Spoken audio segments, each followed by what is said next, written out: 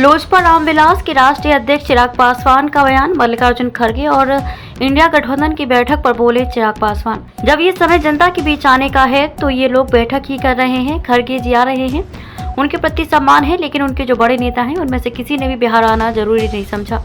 एक बार मुझे याद है कि राहुल गांधी जी जाकर गए, उसके बाद कोई भी नहीं आया। आज कोई समय बैठक करने का नहीं है। ये समय ज्यादा से ज्यादा प्रचार में जाए, लोगों से मिले, और विपक्ष ये मान चुका है कि उनकी हार समीप है। ये थकावट, बैठक करना, बड़े नेताओं का बिहार नहीं आना, बिहार में लोगों की हार साफ दिखाई दे रही है।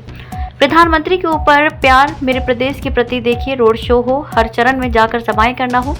कितना समय प्रधानमंत्री ने बिहार को दिया है, ये बिहार के लिए गर्व की बात है।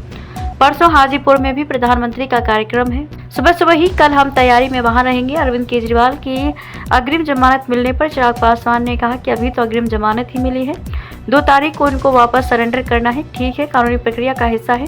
बहरहाल अगर इसी को आधार बनाकर जिस तरीके से उनको बल दिया गया है, बहरहाल तमाम चीज़ों का जो निर्देश दिए गए हैं। पुलवामा हमले पर रेवंत रेड्डी ने कहा कि इंटेलिजेंस फेलियर हुआ है। इस पर चिराग पासवान ने कहा, यह लोग जितने प्रश्न सेना के ऊपर खड़ा करते हैं, अगर इतना 10% सेना के मनोबल को बढ़ाने की दिशा में काम करें।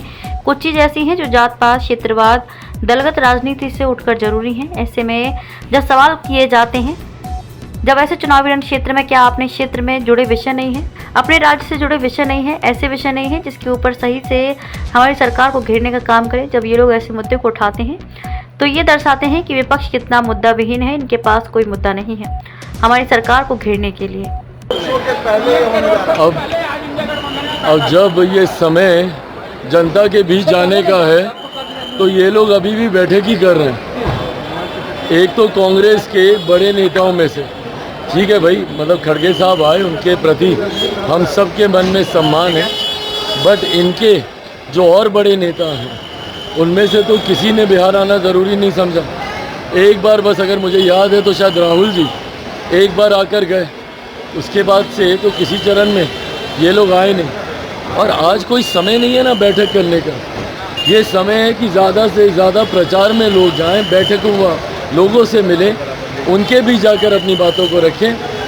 कहीं ना कहीं विपक्ष भी अब थक चुका है और विपक्ष अब ये मान चुका है कि उनकी हार समीप है।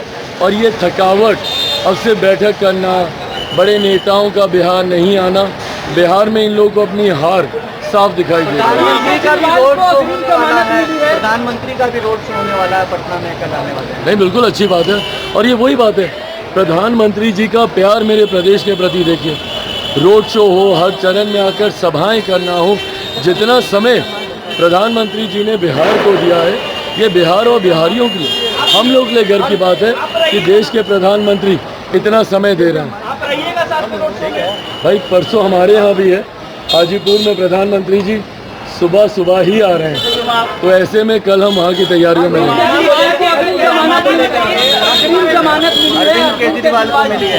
हाँ नहीं, और अग्रिम जमानत ही मिली है। ये मतलब अभी बेल पर ही हैं, 2 तारीख को इनको वापस सरेंडर करना है। ठीक है, ये कानूनी प्रक्रिया का हिस्सा है। बहरहाल दलील स्ट्रॉन्ग दी गई थी कि अगर इसी को अगर आधार बनाकर जिस तरीके से उनको बेल दी गई है, बहरहाल बस वो तमाम रिस्ट्रिक्शंस का ध्यान रखें जो उनको निर्देश पुलवामा को लेकर के रेवंत रेड्डी ने एक बार फिर से सवाल उठा है, कहा है कि इंटेलिजेंस फेलियर हुआ है। भाई ये लोग जितने प्रश्न सेना के ऊपर खड़ा करते हैं, अगर इतने इसका 10% भी सेना का मनोबल बढ़ाने की दिशा में लोग काम करें।